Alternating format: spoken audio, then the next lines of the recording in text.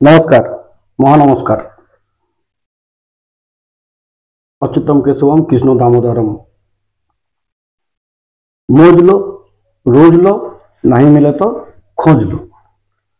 আমরা কেউ কিছু শিখতে পারিনি। আমার বাবা অষ্টম শ্রেণীতে যখন পড়ছিলেন আমার দাদু মারা যান। তারপরে সংসারের হাল ধরতে হয়।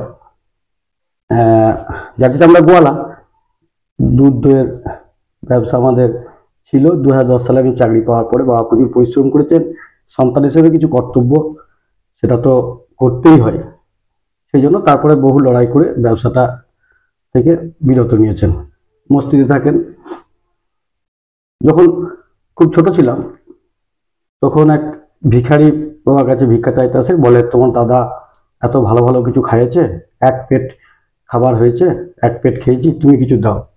বাবা ছুটে চলে গেলেন রান্নাঘরে, এক চিমটি জোয়ান দিলেন, বলছে নে হজম কর। যখন আর একটু বড় হলাম তখন অনাথ আশ্রম থেকে কিছু লোকজন এসছেন বাবার কাছে সাহায্য চাইতে। বাবা বললো আমার দুটো বেটা আছে, একটা বেটা নিয়ে চলে যাও। এটা ব্যাপার। যখন এবার মামার বাড়ি থেকে আসছিলাম খুব ভালো মনে পড়ে। আর আমাদের গুরুজি ডক্টর খুশদীপ বনশাল শিখিয়েছেন যে ব্যবসায়ীরা রাজস্বিক ব্যক্তি ব্যবসায়ীদের সঙ্গে কখনো চ্যালেঞ্জ নিবি না। ব্যবসায়ীদেরকে চ্যালেঞ্জ নিবি না, তাহলে সেটা ঠিক হবে না। মামার বাড়ি থেকে আসছিলাম সাইকেলে করে, একটা মুরগি চাপা দেয়, ঠিক আছে। বাবা তখনকার দিনে যা দাম ছিল 100 টাকা মুরগিটা দিয়ে মুরগিটা নিয়ে আসে, রাতে খাওয়া দাওয়া হয়।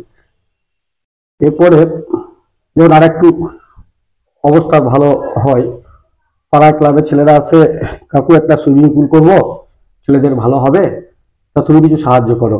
বাবা 2 বালতি জল দিয়েছিল, ওই যা এটা নিয়ে যা, আমার কাছ থেকে শুরু হোক।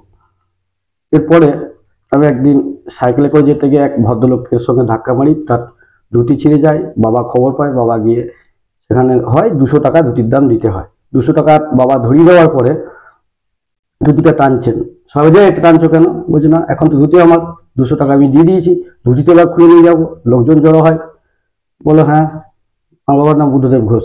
বুদ্ধ ঠিক কথাই বলেছে, তোমাকে ধুতিটা দিয়ে দিতে হবে এখনই। সেই ভদ্রলোক বাবার হাতে পায়ে ধরে ঘুরিয়ে 500 টাকা দিয়ে বাড়ি গেছেন। নমস্কার, ভালো থাকুন সবাই।